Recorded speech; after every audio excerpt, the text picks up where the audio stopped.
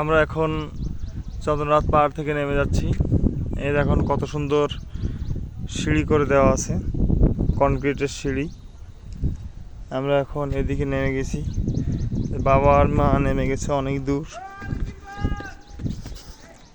এখন আস্তে আস্তে আমরা সিঁড়ি ধরে নেমে যাচ্ছি। আশেপাশের পরিবেশ একদমই দেখার মতো। আরও আজকের দিনটাও অনেক দারুণ ছিল, রোদ্দুর কম ছিল। আর এখন কিছুটা আলো বের হয়েছে। পাহাড়ের গায়ে যেন একদম সবুজের সমারোহ, চতুর্দিকে সবুজ আর সবুজ।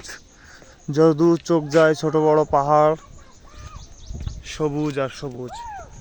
এই দেখেন পিছনের পথটা, খাড়া পথ,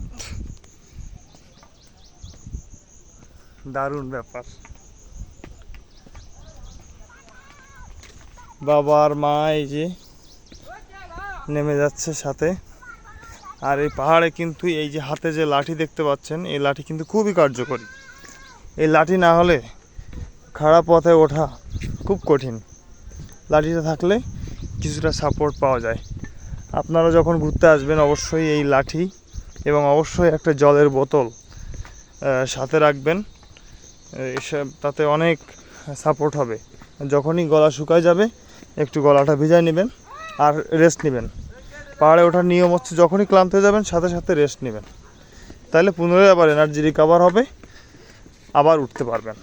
এবং মাথার সামনের দিকে ঝুঁকায় রাখবেন, তাহলে সহজ হবে। বডি ওয়েটটা সামনের দিকে ঝুঁকে থাকলে উঠতে সহজ হবে। ধন্যবাদ সবাইকে।